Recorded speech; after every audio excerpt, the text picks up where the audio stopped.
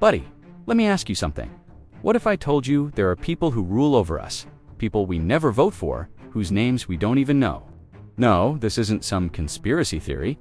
I'm talking about a very real situation. Our topic is hedge funds. These guys don't build factories, they don't produce anything, and they don't sell anything. Their only job is to move money, but an unimaginable amount of it from one screen to another in seconds. And this simple action makes them some of the most powerful people on the planet. So come on, let's talk about how things got this way. How they hold the strings of that invisible power, right from the beginning. Now, close your eyes and for a moment, forget about the politicians you vote for, the parliament, the presidents, because you won't see the names of the guys I'm about to tell you about on any ballot. They don't produce, build, or sell a thing. Their only job is to move money, but an unimaginable amount of it from one screen to another in seconds. And this simple action makes them some of the most powerful people on the planet. Our topic, hedge funds. Even the name sounds like a deception, doesn't it? Hedge, as in protection fund. It sounds like some kind of risk-free.com harbor, but it's actually the complete opposite. You know those mutual funds we buy from banks, the ones tied down by strict rules. They're like obedient drivers who follow the traffic laws and never cross into the emergency lane. A hedge fund, on the other hand, is like a monster truck that veers off the highway, plows through any terrain, lawless and at full speed. So what makes this monster so dangerous? Leverage and a lack of rules. Imagine you have $1 million in your pocket. You could go and buy $1 million worth of stocks, but that's not what they do. They use that $1 million as collateral to borrow another $9 million, maybe even $19 million. Suddenly, with $1 million in capital, they wield the power of $20 million. If things go well, their profits are multiplied 20-fold. But if things go badly, that's when the disaster begins. You know, this story actually started out very innocently. In 1949, a man named Alfred Winslow Jones. This guy wasn't some financial wizard. He was a sociologist. And his goal wasn't to take over the world, but simply to find a way to avoid losing money when the market went down. He thought, I'll buy the stocks I think will go up, and I'll borrow and sell the stocks I think will go down short selling. So no matter which way the market goes, I'll stay balanced. What a clever and cautious idea, right? But then came the 80s, the years of Wall Street, when the market went wild, governments loosened the rules, and cheap money flooded the system. In that moment, Jones's innocent hedging idea turned into a kid who'd been handed an atomic bomb. They weren't banks, so they weren't regulated. They weren't public companies, so they didn't have to answer to anyone. They amassed an enormous amount of power in a gray area, completely out of sight. In the 90s, they took center stage. You've probably heard of George Soros.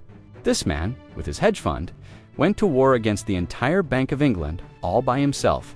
He placed such a massive bet that the British pound would fall, that the central bank couldn't resist and had to give in. Soros pocketed over $1 billion in a week. Do you see how serious this is? One man can bring a country's economy to its knees. This is no longer investing. This is an empire. Then the system got its first major warning, a fund called LTCM. Guess who founded it? Nobel Prize-winning economists, geniuses. They had created mathematical models so complex that they claimed it is statistically impossible for us to fail. But history shows that those statistics are bound to be wrong one day. In 1998, a domino effect started when Russia defaulted on its debt, and that unsinkable fund came to the brink of a collapse that would have dragged the whole world down with it. So what happened? Did they fail? No. The U.S. Federal Reserve, the Fed, stepped in and organized one of the biggest rescue operations in history, saying, if they go down, we all go down. It was on that day that hedge funds discovered the secret to immortality. If you are too big to fail, the system will never let you fail. For them, this was a permanent get-out-of-jail-free card. From that day on, they stopped just playing the market. They started writing the rules of the game themselves. The 2008 crisis is the bloodiest proof of this, while millions of people lost their homes, their jobs, and their lives. A fund manager named John Paulson made $20 billion by himself by betting that this collapse would happen. He literally built a fortune from the funeral of the American dream. After the crisis, all sorts of regulations were imposed on banks. But these guys, once again, slipped through most of the rules. In fact, they filled the void left by the banks. They don't just trade stocks anymore. They lend money to companies, even to struggling governments. Think of them as a multi-billion-dollar version of a neighborhood loan shark. And worst of all, they came into our homes. They bought up tens, even hundreds of thousands of foreclosed homes on the cheap during the crisis and built giant rental empires. Now, your landlord is no longer a person you can talk to. It's an algorithm in a data center in London that decides when to raise your rent and when to evict you. So, how do they protect this power?